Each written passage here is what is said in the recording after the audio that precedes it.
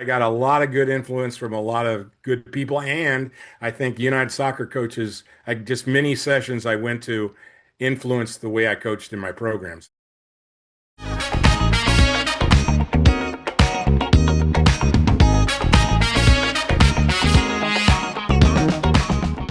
One of the great things that United Soccer coaches just get recognition for programs and players and coaches. So I think I was first attracted to that was to getting. I wanted to make sure I was a member. I wanted to make sure our teams were eligible to be ranked nationally, our players to be eligible for All America and all region teams. And I was interested in getting involved. I became the representative for Kansas to chair the committee that looked for the coaching awards, the All-American awards. I was asked, eventually by the Larry Waters to become part of the ranking committee for the United Soccer coaches. So, and then, during those years, I'd always go to the conventions. Frequently, coaching friends up here, we would go together and, go to Atlanta and spend the 4 or 5 days, and it was fun, and we learned stuff, and it contributed greatly to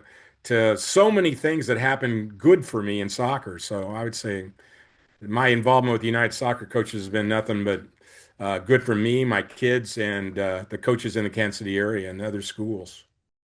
My most significant contribution probably was sparked by my work with the Kauffman Foundation and understanding that to be a successful team, you have to do more things with the team than just play soccer with them. I was blessed with being able to coach both men and women at the same time. And although we treated it in a similar way, there were major differences. I'd say the most important thing was, we were coaching the same attack, the same defensive things, the same set plays. They were all running the same thing. So I do think that our program sort of helped contribute to the change in how the world viewed Kansas City soccer. Some people that I feel close to that I have to thank for my soccer journey, I think probably obviously Chuck Jansen, who started the program at Miege and chose me to be his first assistant coach. That was big for me in this journey. My son Eric Ewing, who played for me at St. Thomas Aquinas and coached with me for 10 years. I mean, being able to do something with your son is just incredible. And so I would thank him, obviously. The guys that started with me, I think when I started my program at Aquinas, I was relying on some very good assistant coaches, and most of them had played for me at Miege, like Frank Pikus and Marty Fitzgerald. Those were two of my first assistants, and they helped me so much in developing my approach to soccer and my success. So I have to thank them. And I have so many players that came back and coached for me at Aquinas, like Aaron Elfson and Michelle Gossman and Josh Lentz. Those guys played for me and they came back and coached with me.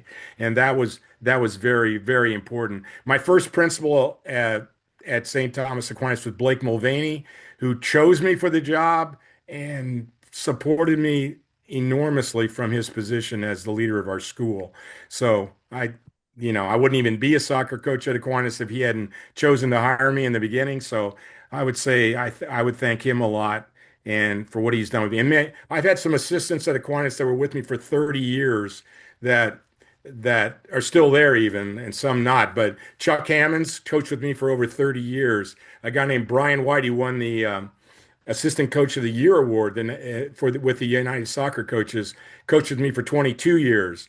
Ron Brown was with me a lot. Will Stoscope, those guys, Eric Jones, those guys all became head coaches in other schools in Kansas City, and those guys work with me, and I am so thankful that I got to work with them and how they influenced me as a coach. All those people, and obviously your family trying to support you when you're gone all the time. And I mean, I don't think how many hours I put into coaching and scouting, and I just, I thank my people in my family who supported me during those times because I stole a lot of time coaching soccer.